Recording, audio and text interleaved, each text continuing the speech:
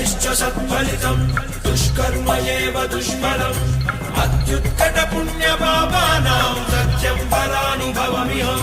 ఈ చోటి కర్మ ఈ చోటే, ఈనాటి కర్మ మరునాడే, అనుభవించి తీరాలంటే ఈ సృష్టి నియమం ఇదే. ఎన్ని కన్నీళ్ళ ఉసురిది వెంటాడుతున్నది నీడల్లే కర్మ.